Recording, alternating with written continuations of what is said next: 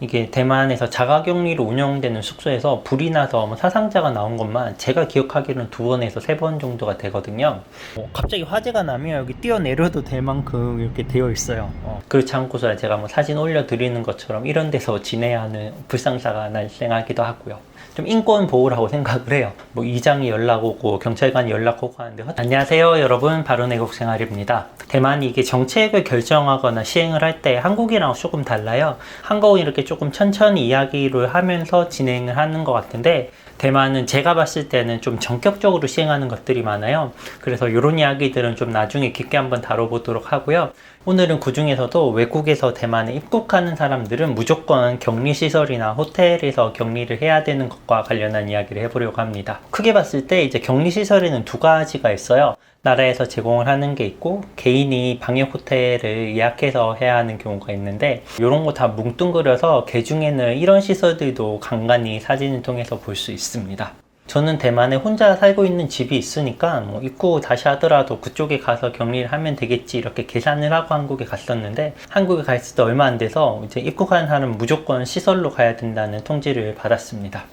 왜 불편하게 돈도 드는데 더 안전하고 좋은 집 놔두고 이런 숙소로 와서 지내야 되냐라는 생각을 하고 있고, 지금도 이런 불만은 좀 가시지가 않습니다. 네, 그래서 오늘은 이 격리시설의 문제점은 무엇인지, 그리고 대만 정부는 이런 문제점이 있음에도 왜 모든 사람을 격리시설에 넣으려고 하는지에 대해서 이야기를 좀 나눠보도록 하겠습니다. 첫 번째 가장 큰 문제점은 격리 숙소가 제대로 관리되지 않는다는 겁니다. 대만이 5월 달에 코로나가 급증을 하기 시작했는데, 그중 한 가지 이유가 격리 호텔로 운영되던 숙소가 일반 사람들도 받은 거예요. 이제 규정에는 그렇게 받으면 안 되는데 일반 사람들도 받으면서 그 숙소 안에서 감염이 일어나기 시작을 한 거죠. 그때 적지 않은 내국인이 감염이 됐었고요. 이번에 제가 입소를 하는데도 이제 입구에 기계 체온계가 있더라고요. 체온계 쟀어요. 제가 37도 3조, 37.3도, 37도가 넘었어요. 그러면 다시 한번 확인을 해보거나 해야 되는데, 알고 봤더니 이제 기계가 고장인 거예요. 기계가 고장이면 실제로 열이 있는 사람도 입주를 시킬 수 있는 문제점이 있고, 제가 아직 발견하지 못했지만 아무래도 정말 많은 사람들이 한 시설에 묵다 보니까 이런 거를 관리하는 데는 작은 구멍들이 생기기 마련인 것 같습니다. 그 다음 문제는 해외에서 PCR 검사 음성을 받고 대만에 왔음에도 대만에 도착해서 감염자가 나오는 경우가 생기고 있어요. 여러 가지 이유가 있겠죠. PCR 검사가 잘못됐다거나, 오는 도중에 감염이 됐다거나, 그리고 마지막으로 제가 걱정하는 부분은 자가격리를 하면서 감염이 될 수 있다는 위험입니다. 사실 집에서 혼자 격리를 하게 되면 불특정한 사람이 와서 지내는 경우가 없잖아요. 격리 시설로 운영을 하게 되면 아무래도 많은 사람들이 와서 오랫동안 지내고 있다 보면 진짜 그 사람들이 갖고 있는 보균이 여기저기 묻어 있을 수도 있잖아요. 체크아웃하고 체크인하는 시간에 소독도 진행을 하고 어느 정도 텀을 둔다고는 하지만, 오히려 이렇게 자가격리를 운영하는 게 해외에서 들어온 사람을 오히려 감염시키는 결과도 나올 수 있다라고 생각을 하고 있어요. 이게 제가 생각하는 2번째 문제점이고요. 3번째 문제는 자가격리 숙소 내의 사고입니다. 이게 대만에서 자가격리로 운영되는 숙소에서 불이 나서 사상자가 나온 것만 제가 기억하기로는 2번에서 3번 정도가 되거든요. 이게 호텔에서 불이 나면 빨리 도망가면 되는 거 아니냐라고 생각하실 수도 있는데, 이게 정말 익숙하지 않은 환경이고 처음 와보는 곳이다 보니까 이게 화재가 발생해서 어디로 통과해야 되는지 잘 모르는 경우가 많아요. 그러다 보니까 사상자가 나타나는 것도 같은데, 그래서 저는 이렇게 와서 숙소가 깨끗한지 이런 것도 확인을 했지만, 여기 보시면 어디로 도망가야 하는지 그런 것부터 먼저 다 확인을 해놨어요. 갑자기 화재가 나면 여기 뛰어내려도 될 만큼 이렇게 되어 있어요. 넓게 잘 되어 있고, 비우는, 그래서 모든 사람을 자가격리 숙소로 이렇게 배치를 하게 되면 이런 문제도 생기는 것 같고요. 그리고 4번째로는 이게 좀 가장 현실적인 문제 중에 하나인데요. 비용입니다. 1박에 제가 묵고 있는 곳이 거의 10만 원이 넘거든요. 이것보다 조금 더 싼 곳도 있고 비싼 건 더 많이 있겠지만, 최소한 제 기준에는 이렇게 10만 원 이상은 줘야 1박에 깨끗하고 묵을 만한 숙소를 찾을 수 있는 것 같아요. 그렇지 않고서 제가 사진 올려드리는 것처럼 이런 데서 지내야 하는 불상사가 발생하기도 하고요. 이렇게 자가격리 숙소로 들어가는 비용은 나라나 정부에서 단 1원도 보조를 해주지 않습니다. 많은 분들이 그러실 거예요. 이 사실을 미리 알았더라면 대만에서 출국하는 일이 없었겠죠. 그런데 대만은 이렇게 이미 출국한 사람들에 대해서도 이런 규정을 그냥 단칼에 모두 다 적용을 시켜버렸습니다. 저같이 1인으로 들어오는 사람들은 그나마 괜찮아요.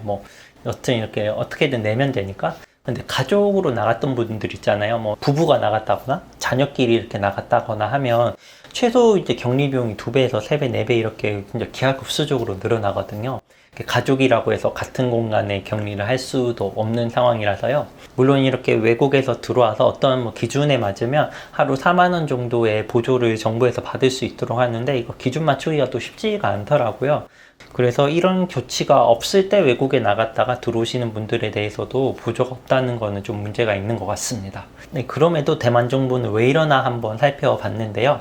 첫 번째 이유는 뭐 델타 변이라고 합니다. 델타 변이가 자꾸 해외에서 유입이 되다 보니까 그런 걸 막기 위해서 자가격리 숙소에서 방역을 철저히 하겠다는 게 첫 번째 이유고요. 요거는 그렇다 치고 실질적으로 두 번째 이유는 좀 인권 보호라고 생각을 해요. 제가 한국에서 자가격리를 할 때는 이제 폰에다가 어플리케이션 설치하고 GPS가 내가 지정한 주소를 벗어나면 곧바로 이제 담당자에게 연락이 가는 이런 시스템이었어요.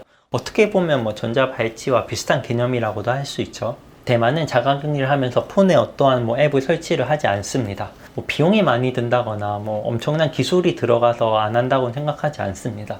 그래서 생각한 게 이게 사람들이 족쇄를 채우지 않기 위해서 GPS로 뭐 이렇게 하는 걸 좀 지양하는구나 라고 생각을 하고 있는데 그런데 이렇게 좋게 생각해도 문제는 어플리케이션 설치하지 않고 사람이 관리를 하려면 뭐 다른 인력이나 아니면 시스템이 마련이 돼 있어야 되는데 그런 게 전혀 안 되어 있는 거예요. 제가 예전에 대만에 들어오셔서 자가격리를 하신 분 이야기를 들어보면 뭐 이장이 연락 오고 경찰관이 연락 오고 하는데 허점이 정말 많았대요.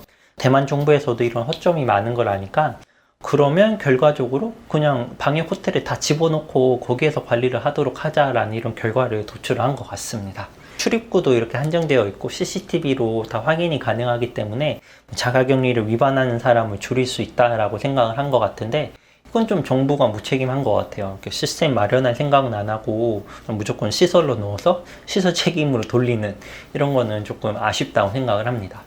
그리고 세 번째는 대만 정부의 자신감 부족입니다. 대만은 이제 비자 유무와는 상관이 없이 거류증이 없는 외국인의 출입을 모두 막은 상태거든요. 집이 아닌 실내외에서 취식을 하는 것도 금지한 지 거의 2달이 됐어요. 이제부터는 조금 풀리긴 했지만요. 그리고 이제는 모든 입국자는 격리시설에 이렇게 몰아넣고 격리를 진행하고 있습니다. 예전에는 대만 정부가 방역을 정말 우선시하는구나, 좀 철저히 하는구나 라고 좋게 생각을 하고 있었는데 이번에 제가 당사자가 돼서 그런 게 아니라 상황이 안 좋아지다 보니까 정부의 대처가 조금은 정말 좀 막무가내라고 하는 생각이 들더라고요.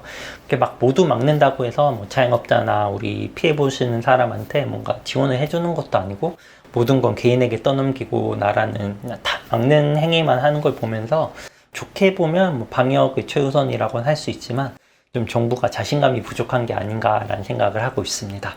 네, 오늘은 이렇게 대만 정책 중에서도 대만 입국자 관리와 관련된 이야기를 한번 해봤는데요. 한국에서도 뭐 이걸 하면 된다 안 된다 이야기가 많지만 해외에서 백신을 접종한 사람이라도 뭐 직계가족을 방문한다거나 하면 격리 면제를 진행해 주고 있잖아요. 이런 걸 보면 뭐 한국이 잘한다, 대만이 잘한다, 어디가 잘한다라고 뭐 딱 이야기는 할 수는 없지만 이런 데서의 조금 차이점을 알아볼 수가 있었습니다. 다음에도 조금 더 재밌고 유익한 영상으로 찾아뵙도록 하겠습니다. 감사합니다.